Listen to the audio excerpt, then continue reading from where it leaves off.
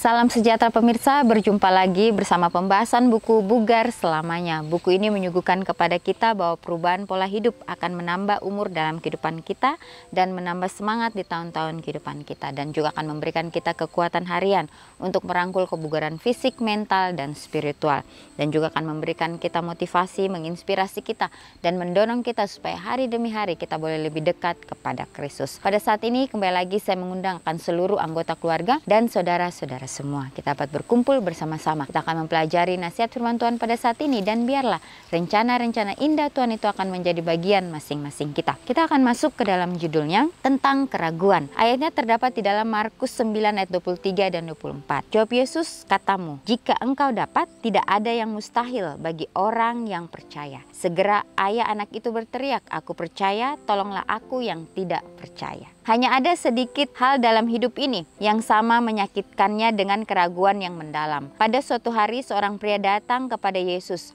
bergumul dengan suatu kejujuran bahwa dia sedang dalam sebuah kapal Titanic, perjuangan besar dengan iman. Dia putus asa, anak laki-lakinya dirasuki setan yang mencoba membunuhnya. Di suatu tempat dia pernah mendengar bahwa Yesus dapat menyembuhkan anak itu, tetapi dia tidak terlalu percaya dengan itu. Namun lebih dari apapun di dalam dunia ini, dia ingin putranya sehat kembali. Maka dia pergi kepada Kristus. Dapatkah Anda membayangkan perjalanannya ke sana? Teman-temannya berjalan bersamanya dan mengisi telinganya dengan teguran keras. Jangan katakan apapun tentang ketidakpercayaanmu. Ini satu-satunya kesempatanmu. Ini demi anakmu. Jangan mengungkapkan terlalu banyak tentang keyakinanmu, dan ingatlah bahwa sedikit berpura-pura bisa membawa manfaat besar. Kemudian dia berhadapan langsung dengan Yesus yang menegaskan ketakutan terburuknya dengan mengatakan, jika kamu percaya segala sesuatu mungkin terjadi. Oh tidak, bagaimana sekarang? Bisakah dia menekan keraguan terkutuk ini dan menyelamatkan anaknya? Bisakah dia sekali ini saja menegaskan apa yang disangkal oleh pikirannya, tetapi dia tidak melakukannya. Dia menunjukkan kejujurannya dan berseru, aku percaya, tolonglah aku yang tidak percaya ini. Ya, jadi suatu cerita yang cukup menarik pada saat ini, bagaimana kerinduan seorang ayah ya, supaya putranya ini boleh sembuh kembali, supaya putranya ini boleh kembali sehat. Ya, karena putranya ini dikatakan dirasuki setan yang mencoba membunuhnya. Dan di sini ayah daripada anak ini mendengar bagaimana cerita mengenai Yesus. Ya, di sini dikatakan bahwa dia tidak terlalu percaya dengan itu. Namun lebih dari apapun di dalam dunia ini, ayahnya ini ingin putranya sehat kembali. Maka dia pergi kepada Kristus. Kita bisa membayangkan perjalanannya dia ke sana. Bagaimana teman-temannya berjalan bersamanya dan mengisi telinganya dengan teguran keras. Ya, teman-temannya ini mengatakan jangan katakan apapun tentang ketidakpercayaanmu. Ya, jangan mengungkapkan terlalu banyak tentang keyakinanmu, dan ingatlah bahwa sedikit berpura-pura bisa membawa manfaat besar. Kemudian ayahnya ini berhadapan langsung dengan Yesus yang menegaskan ketakutan terburuknya. Ya, dengan mengatakan jika kamu percaya segala sesuatu mungkin terjadi.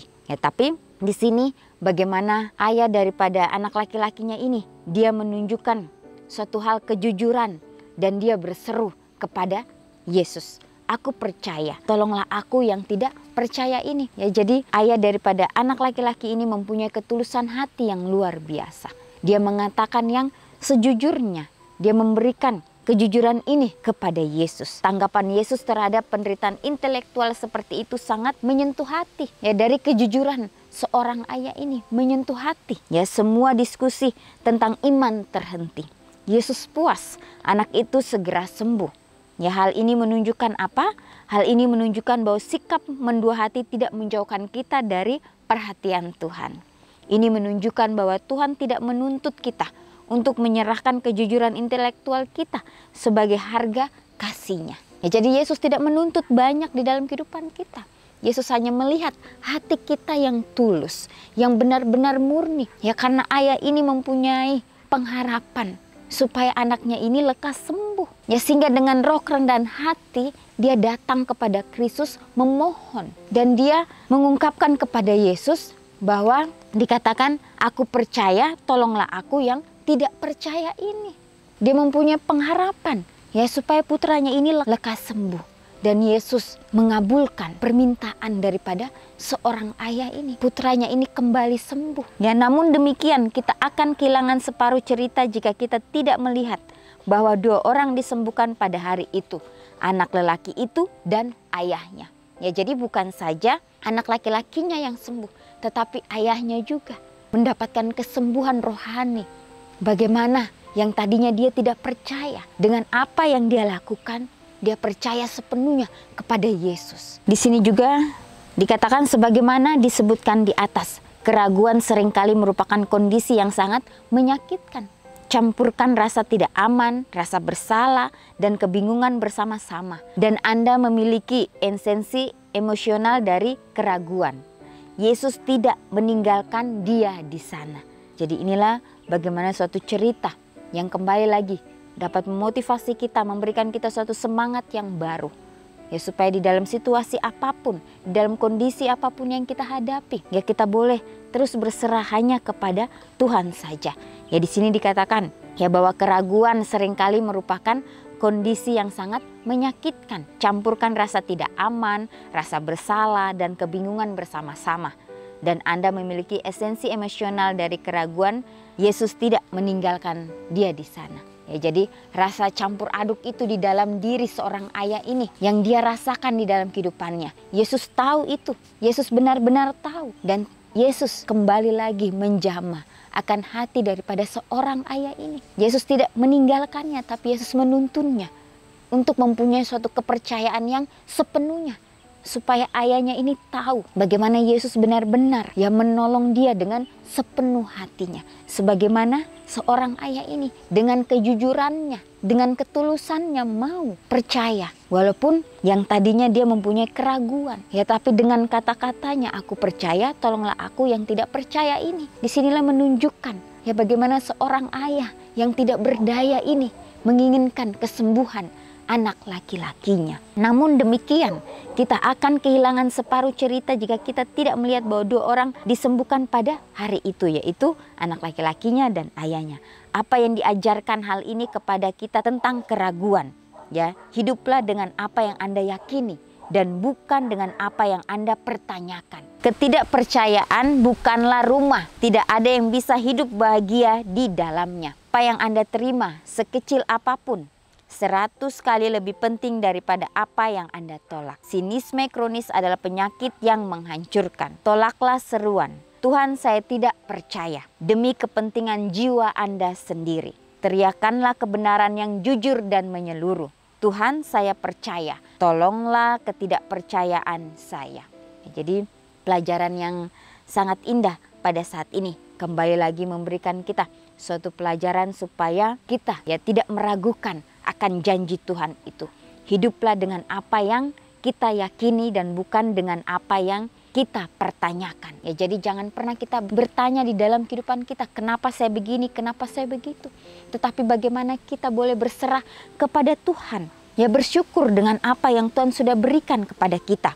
Ya, karena ketidakpercayaan bukanlah rumah. Tidak ada yang bisa hidup bahagia di dalamnya. Apa yang Anda terima sekecil apapun itu, baiklah kita boleh bersyukur dengan itu semuanya. Terima kasih Tuhan karena tidak menuntut iman yang sempurna sebelum melakukan mukjizat dalam hidup kami. Ya, jadi Tuhan tidak menuntut ya banyak dalam kehidupan kita. Tapi bagaimana Tuhan mau supaya kita hanya percaya sepenuhnya kepadanya. Apapun yang kita lakukan, biarlah kita lakukan itu dengan sepenuh hati kita. Ya, walaupun mungkin kita mempunyai pertanyaan-pertanyaan dalam kehidupan kita, tetapi pelajaran hari ini kembali lagi memberikan kita kekuatan, memberikan kita pelajaran yang baru. Apapun yang kita hadapi di dalam kehidupan kita, ya baiklah kita boleh terus berserah hanya kepada Kristus saja. Meminta akan tuntunannya di dalam kehidupan kita, ya supaya dia dapat selalu memberikan yang terbaik dalam kehidupan kita masing-masing. Di sini juga dikatakan bahwa tangkapan Yesus terhadap penderitaan intelektual seperti itu sangat menyentuh hati. Jadi seorang ayah ini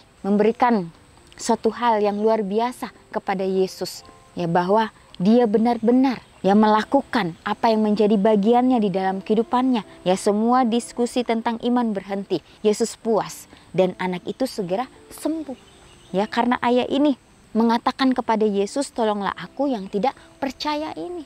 Dia mengatakan hal yang sejujur-jujurnya di dalam dirinya. Dia mempunyai suatu harapan supaya anak laki-lakinya ini sembuh. Tapi di sisi lain, dia masih mempunyai keraguan. Tetapi semuanya itu bisa diatasi oleh karena dia langsung bertemu dengan Yesus.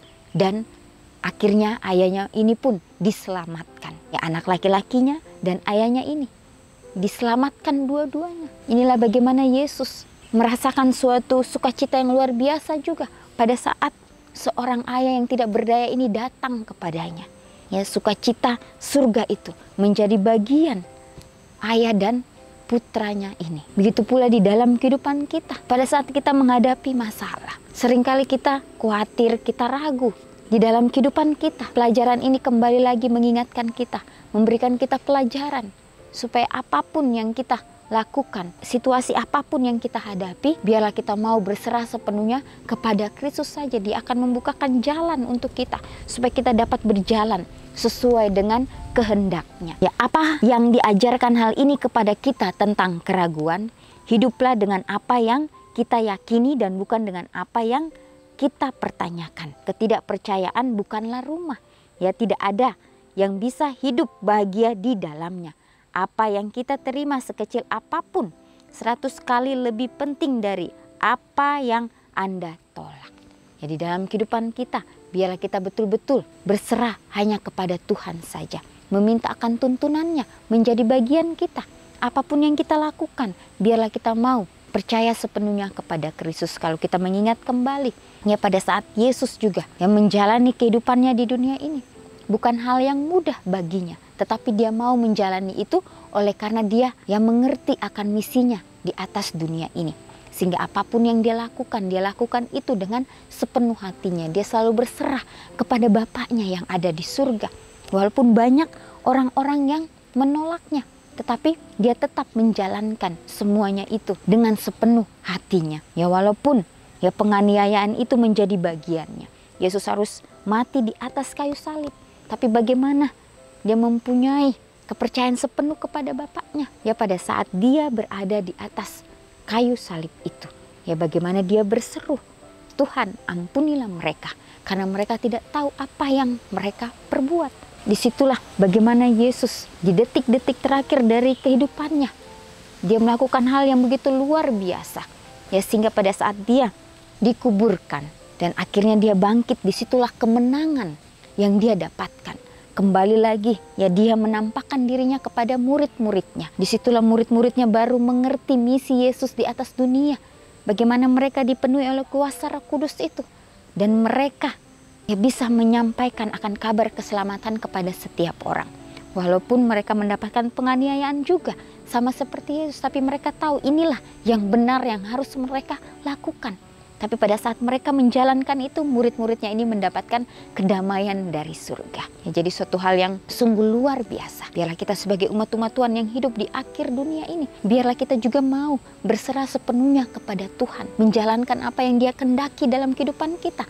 Pekerjaan apapun yang Dia sudah berikan, biarlah kita lakukan itu dengan sepenuh hati kita. Biarlah kita berdoa dengan sungguh-sungguh kepada Tuhan. Supaya dimanapun kita berada, kita boleh menjadi berkat, kita boleh menjadi pembawa-pembawa damai ini. Inilah nasihat firman Tuhan pada saat ini. Kita akan berjumpa lagi di kesempatan yang berikutnya dan Tuhan memberkati.